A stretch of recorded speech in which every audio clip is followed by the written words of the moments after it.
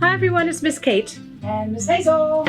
Welcome back. Hey, today we're going to do something that I think is really fun. I saw a picture on the internet somewhere. I can't remember where it was, but it was a piece of sheet music that actually had a flower cut out because I love flowers so much. I did the same thing. And then it had a saying, and the one I picked today was, "You are braver than you think and more loved than you'll ever know." There's more to that quote than I actually wrote here, but those are the parts I love the most. So I'm going to tell you how we did this. First of all, I took a music book that I had at home. It's a guitar book that I bought at the library sale, and I never used because I was going to go back into.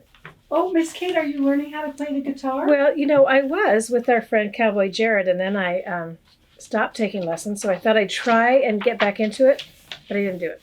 So I have this book, but we're going to use it because it has really good sheets of paper. So I'm going to just rip it out very carefully.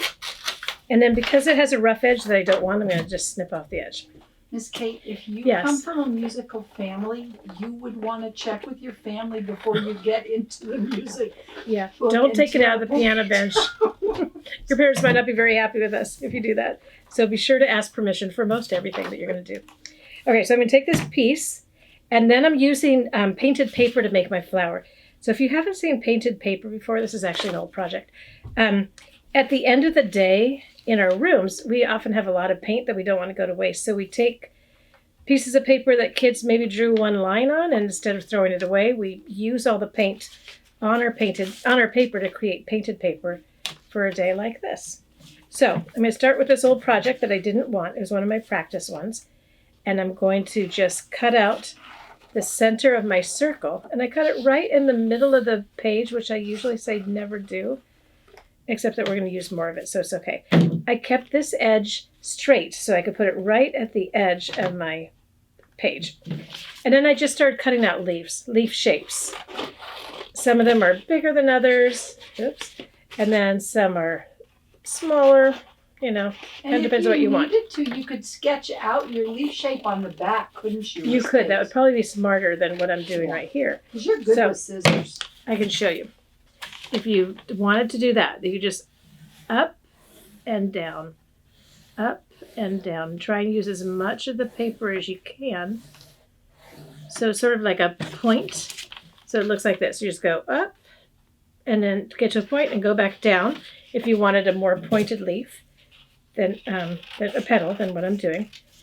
I'm not going to do the whole flower right now because I don't want this to be too long for you. But once you get your leaves, and I'm going to do a few more leaves, this time I'm going to do it really fast by folding my paper to get a lot at the same time. We've done this before. We fold our paper and then you end up with a lot. And this is a piece of paper. Actually, you know what it was? It was a cover from here when we were doing something and we spilled paint on it. So I just used the paint and I painted the paper instead of throwing it away. Wasn't that smart? So good. And this was from, we were making liquid watercolors using some old markers. And I was trying them out to see what the colors look like. I remember that day. Because sometimes if you're making a piece of art and it doesn't come out exactly how you like it, you could save it to use for painted paper. And we have a lot of those. Miss Hazel and I. We have a lot of things that we started, we didn't finish, things like that. Then we use the glue stick. And I'm going to start by gluing all my big petals on the outside. So turn my petal over. And then I'm just going to start putting pieces on. And I'm going to be random about it because even though most flowers are symmetrical, that means they're all kind of the same all the way around. This one is not going to be. So I'm doing the big leaves. Oops, I want another one of these. We're going to do the big leaves, these dark ones on the outside, because that's what I want. But you can, of course, do anything that you want because it is your art. So it's up to you what you want your... It doesn't even have to be a flower. Maybe you're going to do a giant, I don't know, a sailboat or a sun or a... What else would you put on here, Miss Hazel?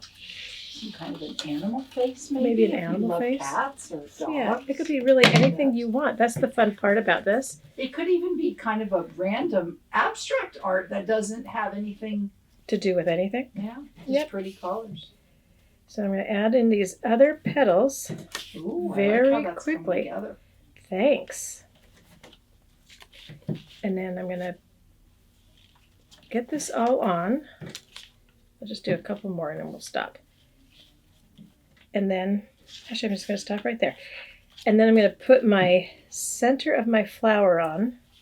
And I don't know if you can see. I'm going to go right over the edges here so you don't even see the edges of those petals that maybe weren't super neat and tidy. And now you have a flower at the edge. And now you might want to think about what you want to write. And in your very best writing, whatever that is, you could write something. So let me think. We should need a new quote that I didn't think of before.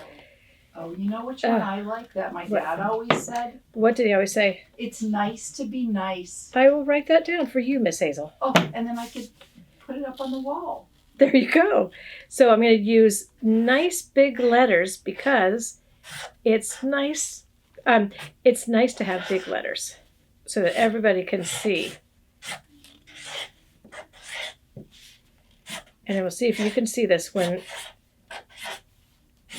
we're done. And maybe I'll do a little bit of flare around the edge.